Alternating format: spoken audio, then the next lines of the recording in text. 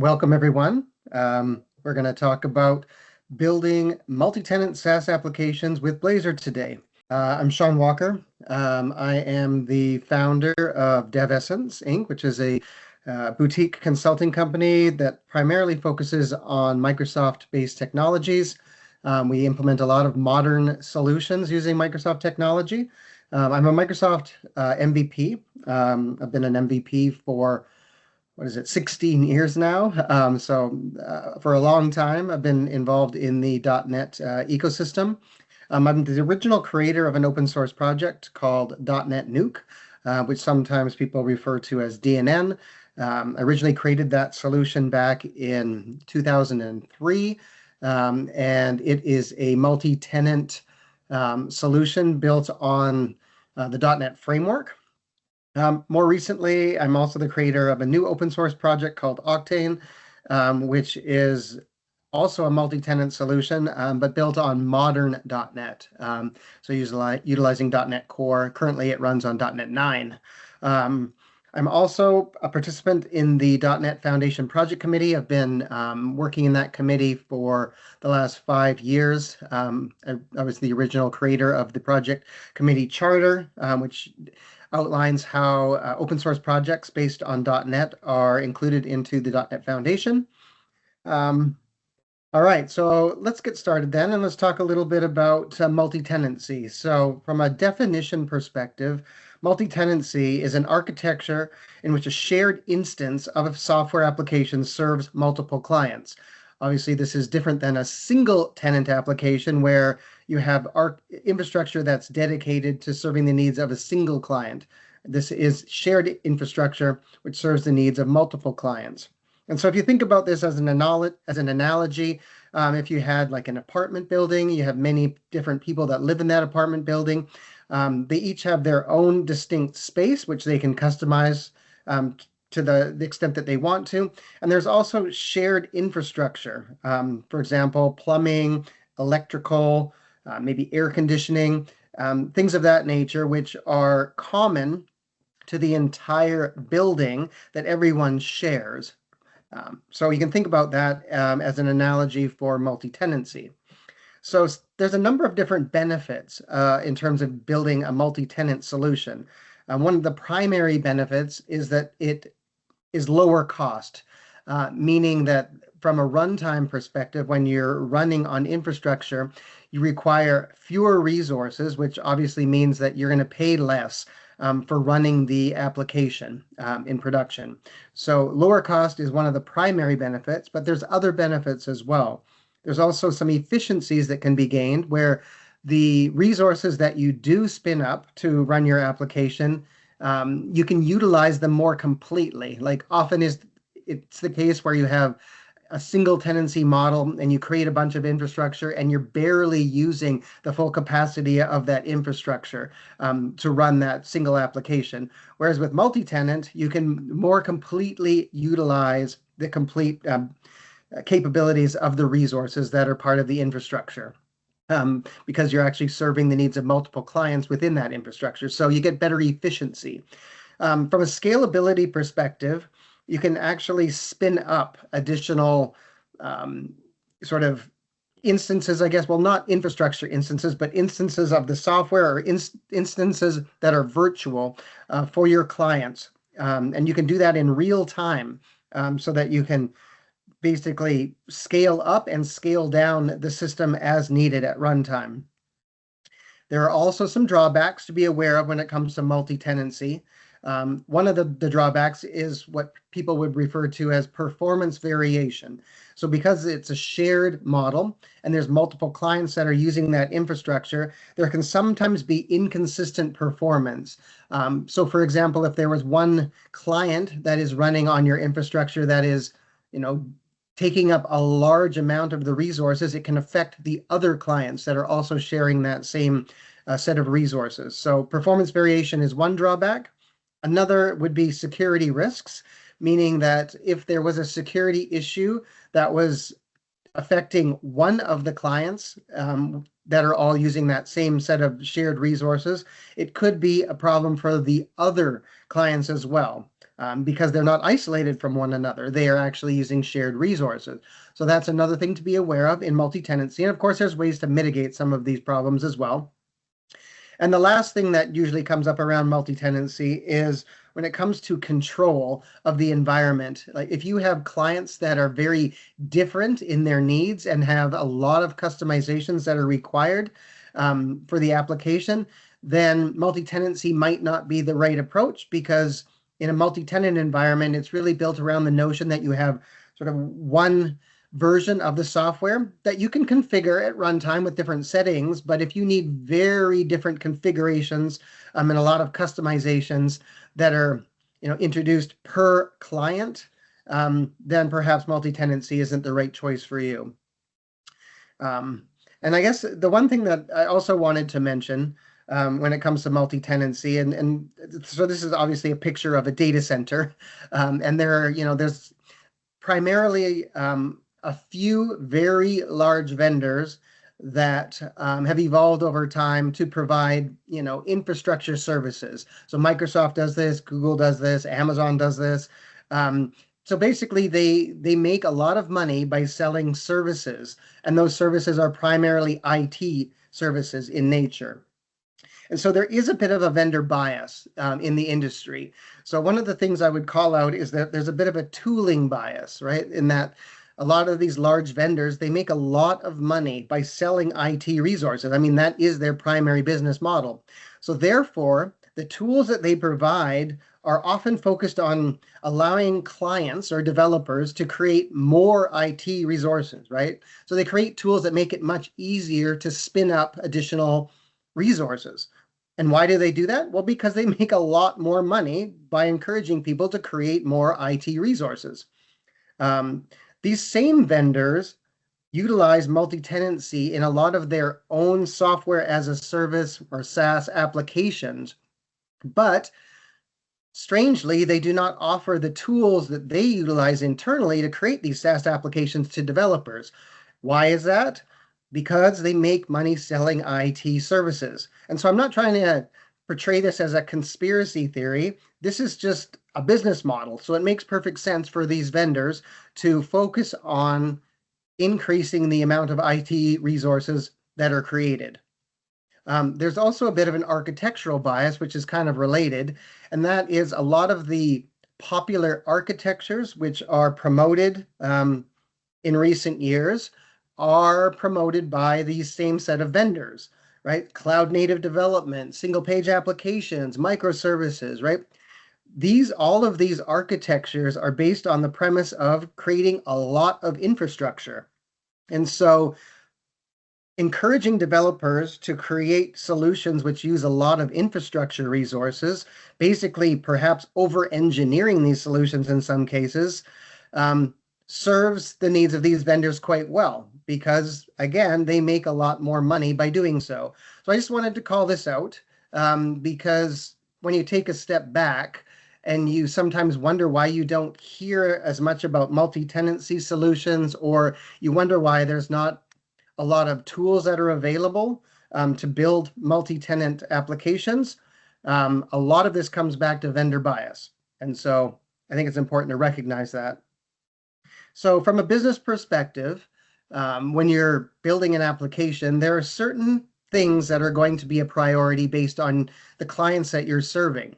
So I have this broken down into sort of two different sides here. So if your clients require a large amount of isolation, right? Where maybe the application needs to run in its own isolated space, or the data needs to live in its own isolated database. In those cases, obviously, isolation is a high priority, and so dedicated resources are often the better solution. Also, which we've already covered a little bit here, if your clients have very dissimilar needs, right, and require a high degree of customization for each of the implementations, then it's usually better to use dedicated resources for that. If time to market is also a major consideration, then maybe dedicated resources would be better for that too, because you don't have to worry about creating a solution that, handles the needs of multiple clients. You can quickly build a system that meets the needs of one client and roll that out. I have an asterisk on this particular item because if you utilize solutions like infrastructure tooling that supports multi-tenancy, sometimes there's not a big difference in the time to market or the effort that required to create an application, but it really depends on the specific requirements that each client has. And then if you also want the ability to individually scale up the infrastructure for an individual client, if that's something that you think you will need, then dedicated resources are the better way to go there as well. What I'm referring to is maybe you have one client and they'll have, spikes periodically throughout the year. And in those cases, that you might need to scale up the infrastructure to handle those spikes. If that application is running on dedicated resources, then it's much easier to just scale up that one infrastructure during that time period and then scale it back down. On the other side, if one of your major business priorities is cost, meaning you want to keep your costs down in terms of the runtime characteristics of your application, then shared resources are often a good solution to consider because you can maximize the usage of those resources more completely than you would be able to if you were using a dedicated model. If you want to be able to provision environments very quickly, like spin up sort of a new space, so to speak, for a new client in real time, or remove a client in real time, then shared resources are a good alternative to use for that as well. Administration, so this would be, administrating the infrastructure, administrating the application. If you are using a shared model, then you can often apply, configuration changes in one place and it affects the entire application for all clients, right? That's a shared model. Whereas in the dedicated model, you have many different instances of an application installed on different infrastructure, and to roll out a configuration change is much more complicated because you actually have to affect, multiple instances. Similarly, if you need to upgrade your application, right, in the shared model, you upgrade that application typically in one place, and then all of the clients get the benefit of that upgrade. Whereas in the dedicated model, you're going to have to upgrade every single instance, which could be quite time consuming. And so these are, again, the trade-offs that you have to make in terms of business priorities. And then from a scalability perspective, usually the idea is if you're going to more focus on scaling out rather than scaling up for an individual client, the shared model works well for that as well. So if we now look at architectural approaches, there's a number of different approaches that you can utilize when you're looking at tenancy models. So if we start on the left-hand side of this diagram, we have something that's referred to as isolated tenancy. So in this model, you can see that you have three different tenants. There's three different instances of the application that are installed. Each of those applications are working with their own isolated database, and each of those are all running on their own isolated infrastructure. So this is the pure isolated model. So it's not multi-tenancy, this is single tenancy in its most basic form. If we move over to the next diagram, we can see that the infrastructure layer is now shared. And so this would be sometimes referred to as shared hosting, but where basically you're utilizing the same infrastructure to create an environment so that you can still have multiple tenants, each with their own distinct applications and their own distinct databases, but they're running on the same infrastructure. And then if we move up to the next diagram, closer to the shared side, we now have application tenancy. And the difference here in this diagram is we have one instance of the application which is running. That application for each tenant has its own isolated database. And again, it's running on a shared infrastructure. And so this is what we refer to as application tenancy. And then the last model here, the last diagram, is shared tenancy. And in this model, you have 3 different tenants. There's one instance of the application that is installed. That application works with one database. So all of the data for all of the different tenants is stored in one database. Of course, it's identified specifically for each tenant so that it can be like retrieved and utilized in the application. And then it runs on a shared infrastructure. So this kind of runs the whole gamut of different options that you have when you're looking at either sort of isolated / dedicated model for running or for building an application, all the way to a completely shared model. And so you have a lot of different options to consider when it comes to tenancy. One of the things that you need to keep in mind when you're thinking about multi-tenancy or just tenancy in general is there are always runtime constraints. So this would be, the process that is basically running at runtime to host your application. You always have a finite amount of CPU, right? That's available within the infrastructure. A finite amount of RAM, memory. I'm specified caching here. Caching can be in process, which is related to RAM, but caching could also be on the file system, or it could be on a network resource somewhere. And so again, it's a finite resource. And then network I/O as well. So, typically your application is probably not just going to be fully self-contained. It's going to have multiple components that are part of it, and they're going to have to talk to each other over the network. And again, the network is a finite resource that you have to pay attention to. So all of these different constraints will come into play when you're architecting your application. From a runtime perspective, there is, again, a whole series of different options that you can consider when you're looking at the runtime characteristics of the application. Again, I've diagrams here all the way from isolated all the way to shared models. So on the far left, we have the isolated models, and I'm referring to the first diagram as pure dedicated hosting, meaning nothing is shared. So each tenant has its own, where I've referred to group here in traditional sort of Microsoft IaaS land, this would be your app pool. In Azure, it would be like your resource group.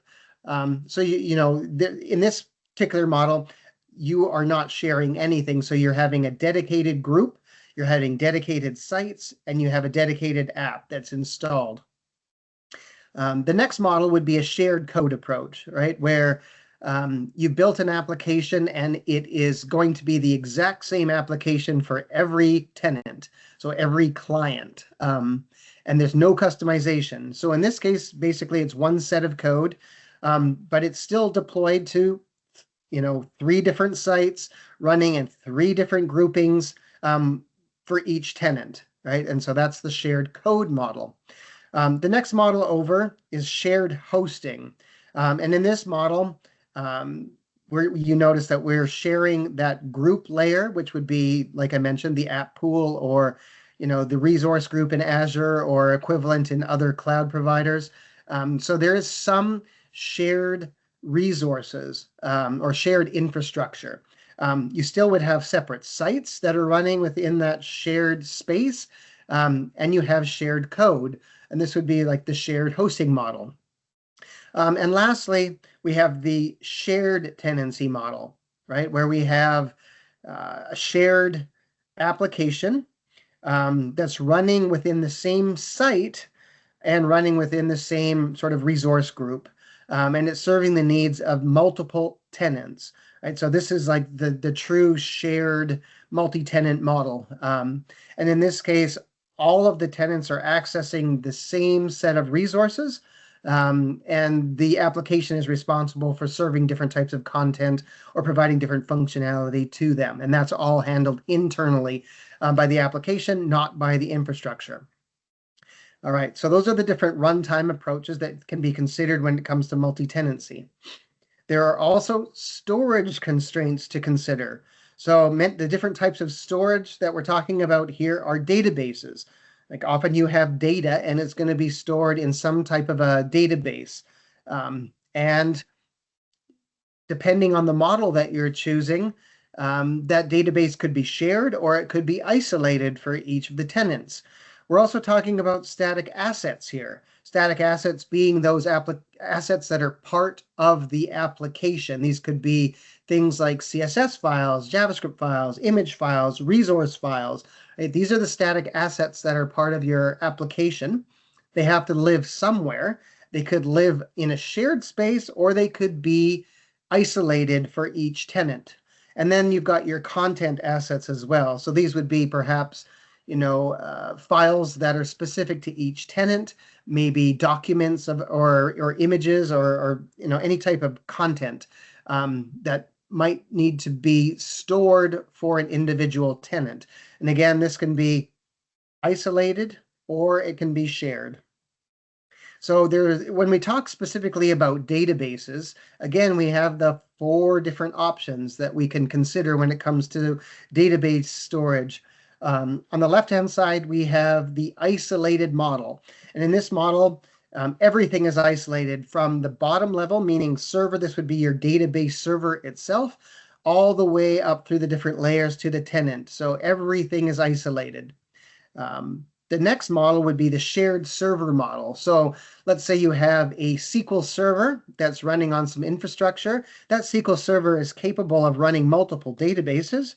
And so the server itself is shared, but the databases are separate from one another and isolated from one another. Those databases would have their own distinct schemas, and each tenant would run on their own database. The next diagram would be isolated schema. So in this model, you've got a server, a database server. You've got one database, which is going to be shared across all of the different tenants, but each tenant has their own unique schema. Of course, not all databases support this notion of schemas. SQL Server does, and there's other databases that support it as well. But it is also another method, so that in this model, you have one database, and each tenant would probably have some kind of a unique schema prefix, which is used to identify the tables or store procedures or whatever different entities exist in your database. This is another way to achieve multi-tenancy within a single database. And then the last method would be shared schema, meaning that you have a single database server, you've got a single database, and you have a single schema. So you're not using multiple schemas to identify the different objects in your database. You're using a single schema. And each tenant stores their data within that schema, within that database, and there would need to be some kind of a tenant identifier so that the database can be logically separated from one another and can be retrieved for each individual tenant. So a lot of different options here. Some of the differences, I guess, between these are on the isolated side. You've got, of course, very clear data isolation. This might be important in environments where there's regulatory concerns like healthcare or other types of environments where you actually physically, by law, need to keep the data separated from one another. In the isolated model, it might also be simpler to do backup and restore for an individual tenant because it already is isolated from one another.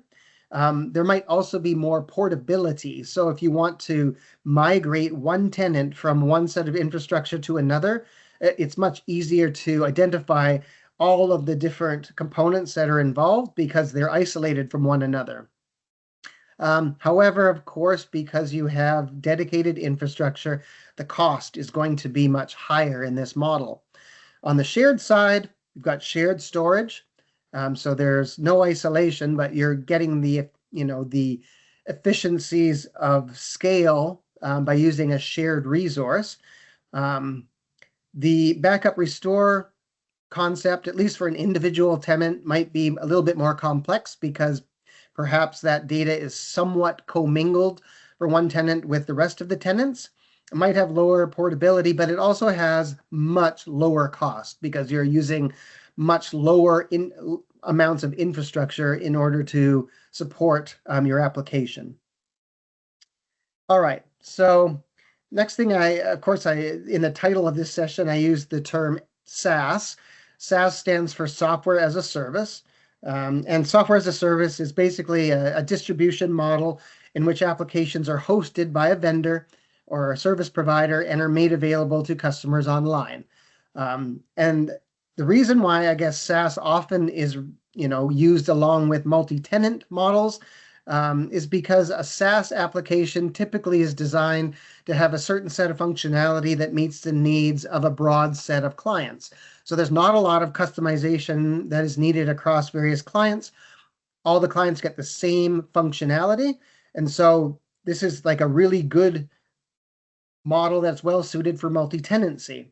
And then just when you have a SaaS application, you want to reduce the administration burden, you want to make upgrades as simple as possible, and you want to reduce costs. So you want to get the most out of the infrastructure that you're running on. So for all of these reasons, SaaS applications often use a multi-tenancy model in order to deliver the service that they want to provide. Okay, so now we're going to talk a little bit about multi-tenancy in Blazor. And Blazor, of course, is a UI component framework from Microsoft. And in fact, what we're going to be talking about here is not just related to Blazor, but related to modern .NET, meaning, if you're going to build a multi-tenant application using modern .NET, like .NET Core and the approach that framework takes, then you're going to want to consider some of these various technical considerations that I'm going to outline. A lot of these lessons that I'm going to share were obtained through the development of an open source product that I maintain called Oqtane. Oqtane is a content management system and an application framework that is designed or built from the ground up to use Blazor and .NET MAUI. Of course, it's built on .NET Core, so it's built on modern .NET. A lot of the concepts that are implemented in Oqtane actually came from my earlier work in DotNetNuke. So DotNetNuke was also a multi-tenant application framework that was built on the .NET framework, and it's of course still around, but it has never evolved to move onto .NET Core. So basically, I've been spending probably the bulk of my time over the last 20 years focused on the multi-tenant problem because I built, two very highly adopted frameworks that utilize multi-tenant capabilities as part of, that's one of their main differentiators. And so when we talk about technical considerations, so I'm going to cover some of the just important concepts to be aware of when it comes to multi-tenancy.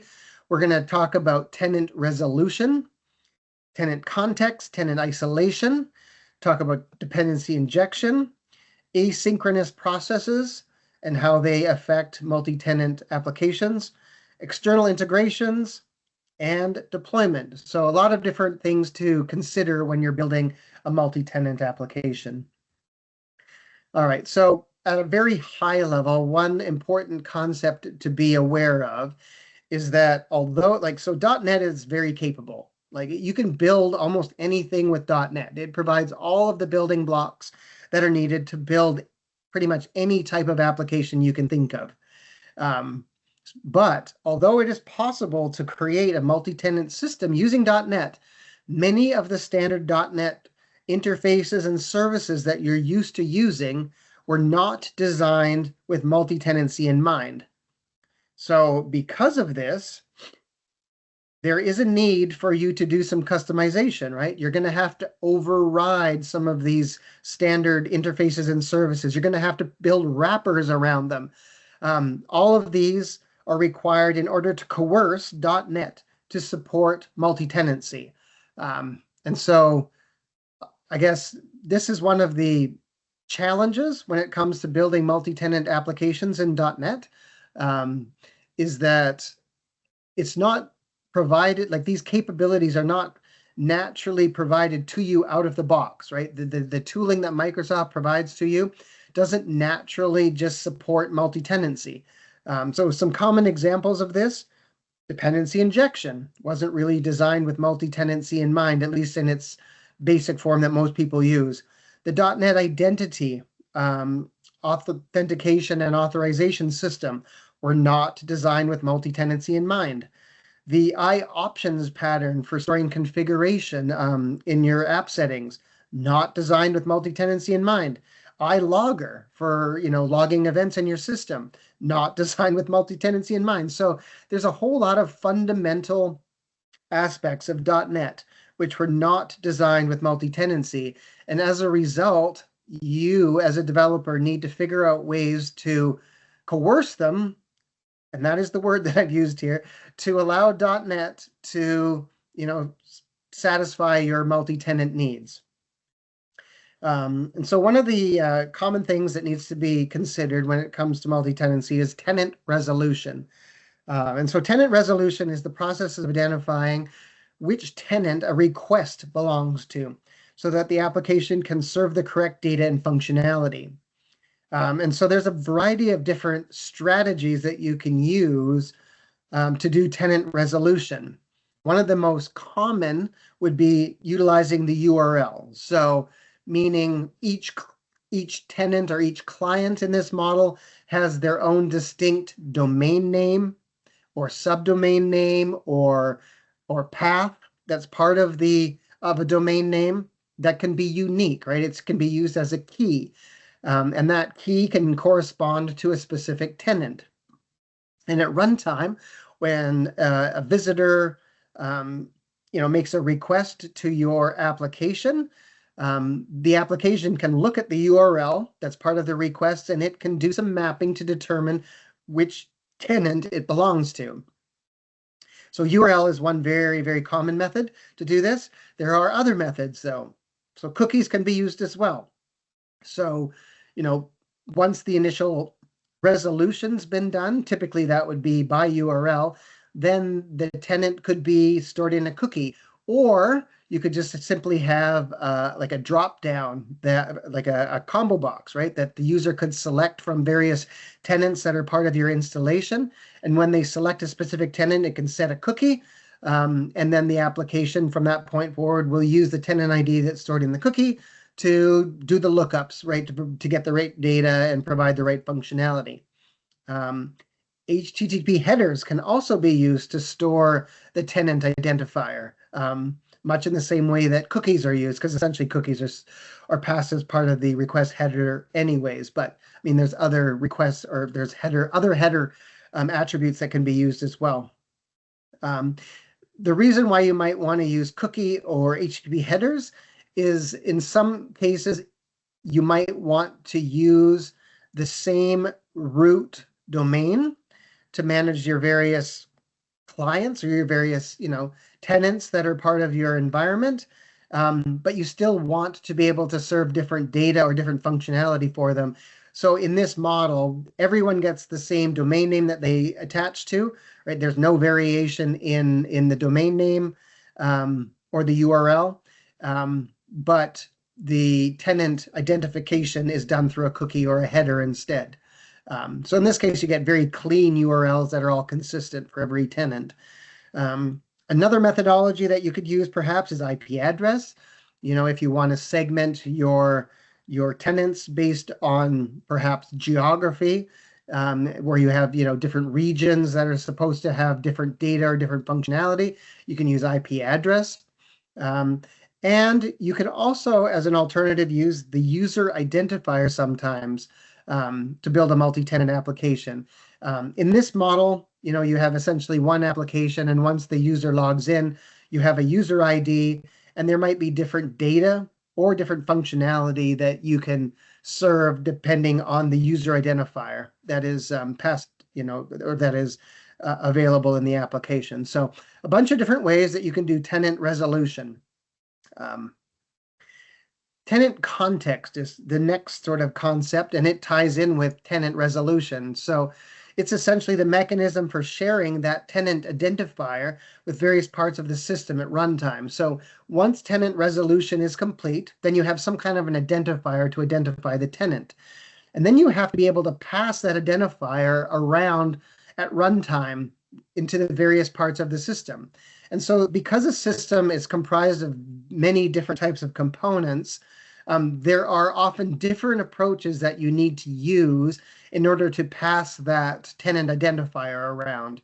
Like, for example, for UI components, like in this case, we're talking about Blazor, you might use query string, for example, to pass a tenant identifier around, or you might use a shared service, right? A scoped service to pass the tenant ID around. So there's different ways that you can do it.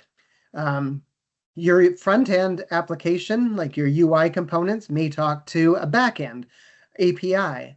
And so because those run in different process spaces, you're going to have a way to pass the tenant identifier from basically one environment to another, right? So you're going to have to pass things on the URL from the client to the server API. And so that the server API knows how to respond correctly and serve the right data.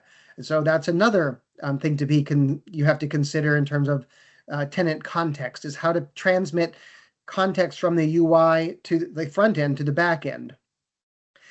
You might have multiple database repositories that you're using, maybe one for each client. And so in that case, you also have to be able to somehow map the tenant identifier to the specific database that it belongs to. And then you also have static assets or even content assets that may be stored in different isolated areas of the system. And in that case, you have to have a mechanism for, again, providing the context for the tenant so that it can retrieve the right assets. And so that passing tenant context becomes one of the more complicated aspects of building a multi-tenant system. So that, you don't, the tricky part is, making sure that the context is isolated enough so that when multiple clients are using your system, that, one can't override the tenant ID with the tenant ID of another and get confused or cause conflicts or confusion at runtime. So you've got to be able to keep these things separate. Tenant isolation is the approach for organizing your information so that it can be associated to a specific tenant. And there's some different ways of achieving this. There's physical isolation, which we talked about. That's a dedicated model where the information is stored in a dedicated location that's only accessible by a single tenant. Or there's the logical isolation, where it's stored in a shared location and some kind of a tenant identifier is used to access the information for a specific tenant. And when you're building a multi-tenant application, you don't necessarily have to use one specific approach. So your application could use physical isolation for some things and logical isolation for others, right? There's no rule that says you have to, physically isolate everything or logically isolate everything. You can mix and match, and it really will come down to the business requirements for the type of application you're building and the requirements for the various tenants or clients that you're serving. Dependency injection is, one of the sort of the foundational aspects of building modern .NET solutions. And when you're using dependency injection, obviously you have to register your services at startup. And in .NET, when you register your services, you define their scope. Example scopes would be things like singleton, which are sort of resident for the lifetime of the application, scoped, which are resident for the lifetime of a request, or transient, right, which are spun up sort of dynamically as needed. But the most important thing to understand is that in a multi-tenant system, it's really important to understand the scopes of the various services that you're using. And that is to avoid conflicts across the various tenants, because if there is a service that is shared, for example, like a singleton service that is shared at runtime, and it's going to be shared by multiple tenants who are going to be providing tenant context to it, you can sometimes run into difficulties because that that tenant ID is going to be changing all the time, and like it's just not a reliable method. So you have to pay attention to the scopes of the various services that you're going to spin up. And there's a variety of different ways to handle dependency injection in .NET when it comes to multi-tenancy. In more recent versions of .NET, and I can't remember which version, but it might have been in .NET 7 or .NET 8 that it was first introduced, there is the ability to have dedicated services that you can spin up for each tenant. And there's documentation available online on how to do this. An alternate approach to having dedicated services is to have the same service, but make sure that a tenant identifier is passed to them and utilized within the context of that service. And in that case, it's it's not using it's not using something like tenant ID that's stored in state somewhere. It's actually receiving it as needed when a method needs to be called. And so that's an alternate method of using or dealing with dependency injection and services in .NET to achieve multi-tenancy. Another thing to think about is asynchronous processes. And so a lot of systems do not just handle requests, right? Like maybe it's a web application, and the bulk of the interactions between the system and users happens over HTTP requests. That is pretty common. However, systems often also have background processes which are running. A few different examples of these are application startup. So when you start up the application, that startup activity may or may not have context. If you are trying to use multi-threaded techniques to achieve, better performance or scalability, then your system may need to spawn some additional threads. So when you're spawning a thread, it doesn't naturally inherit all of the characteristics of the HTTP request which spawned it. And so you have to remember that. Also, scheduled jobs. These jobs are running in the background. They're not initiated by any HTTP request. So in all of these cases, you do not have a request context that you can utilize. And so when we think back to what we talked about with the tenant resolution, the standard method for tenant resolution, if you're using a request-based approach, either URLs or cookies or HTTP headers, I mean, that approach is not going to work when you're running in a background process, right? In an asynchronous process. And so that can cause problems. So in those cases, you're going to have some kind of an alternate approach that you use to pass some kind, like the tenant identifier, into the asynchronous process, right? So that it knows which tenant it's processing in that background process. So that's another thing to be aware of. This can get tricky sometimes to deal with, and it's often something that people don't consider when they're building a multi-tenant system. It's something that comes up usually later, and then you wonder how you're supposed to deal with it because it doesn't naturally fit into the tenant resolution strategy that you've put in place. There's also external integrations to consider. So systems often need to integrate with external services. Like examples might be for security, right? You might be using OAuth 2 or OIDC for authentication. And each tenant actually that's part of your environment might be using a different authentication, like identity provider. They might also have different characteristics when sending SMTP or interacting with other types of external services. Maybe they have a Stripe integration, right? And that's not naturally something that you might share across all the tenants. Each tenant might have their own implementation. And so in those cases, your multi-tenant system needs to be able to utilize configuration, right? That's stored for each specific tenant. And then when the external service is going to be called, it uses that unique configuration to call that external service. And sometimes this can get a little bit tricky because not every service was designed with multi-tenancy in mind. For example, one of the common approaches in .NET, like modern .NET, for dealing with configuration is to store it in the app settings and use the IOptions interface.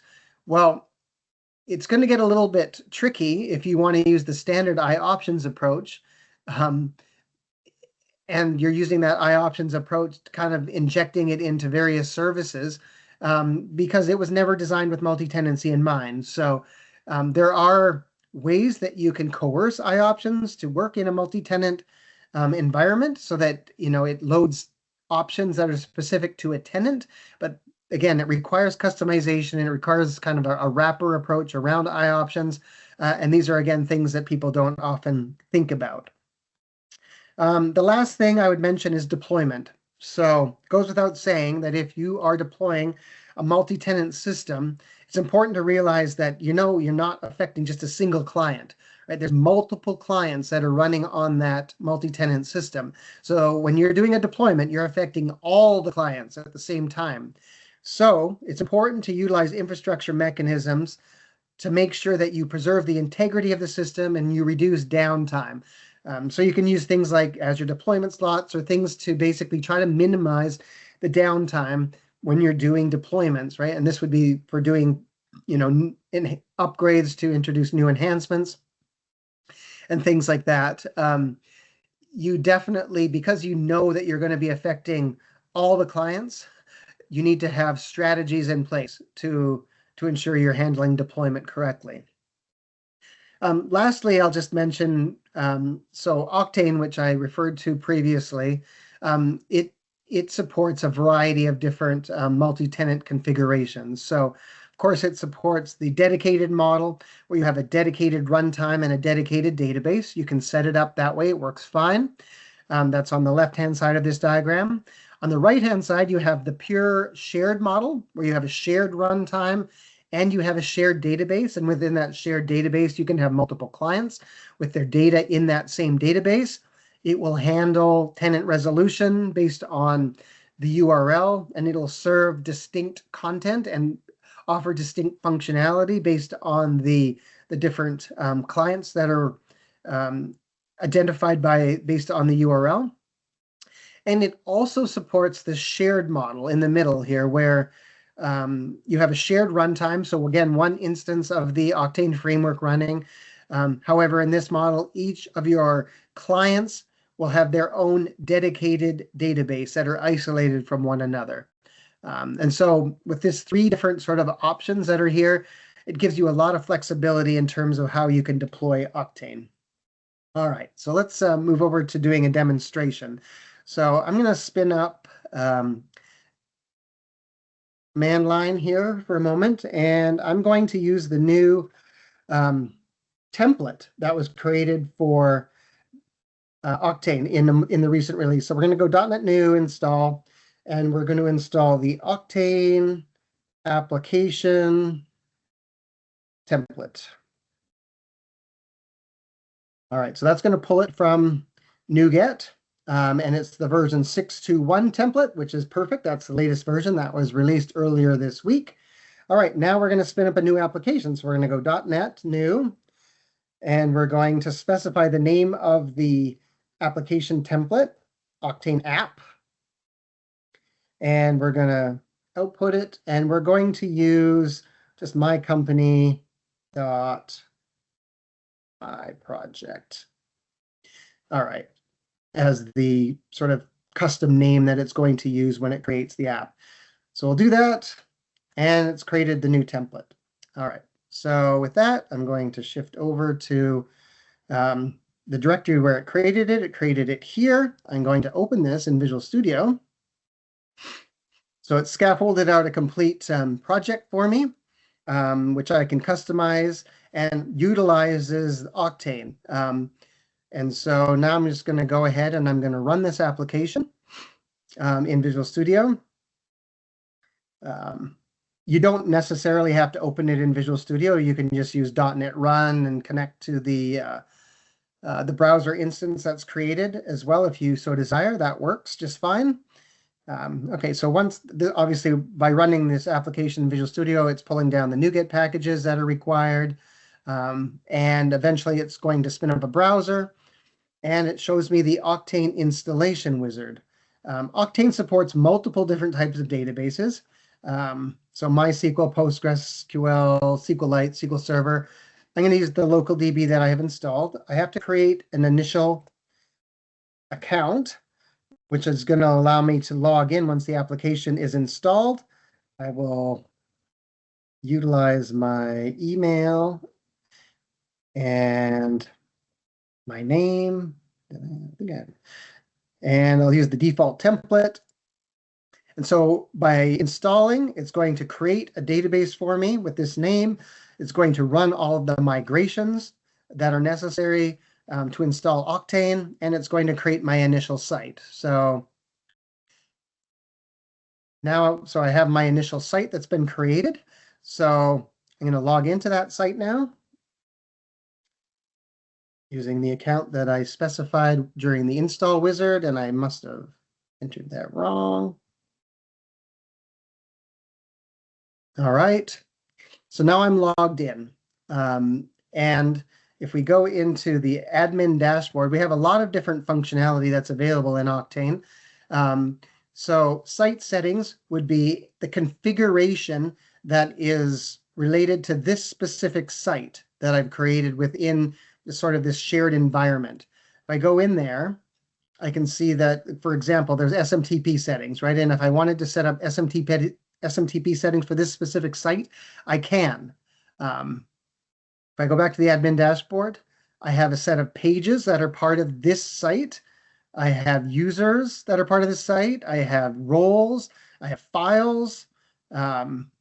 I can track visitors for this site. I have a URL mapping capability that's part of this site, an event log. And so all of these functionalities are distinct to this site.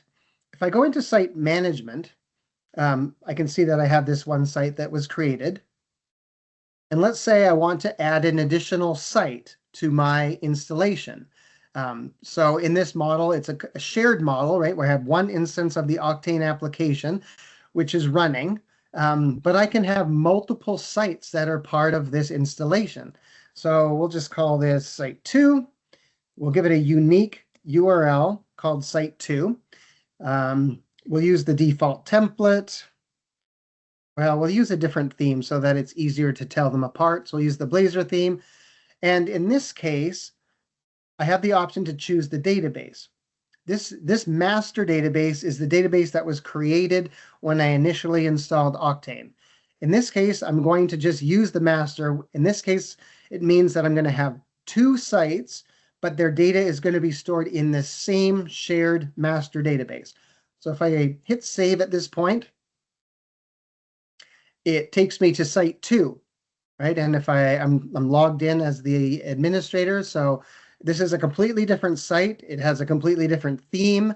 If I go to the admin dashboard, this site has its own set of site settings, its own set of pages, users, roles, files, right? So all of this is distinct. And through tenant resolution, using the URL, it's able to determine which site it needs to be served and which functionality needs to be available.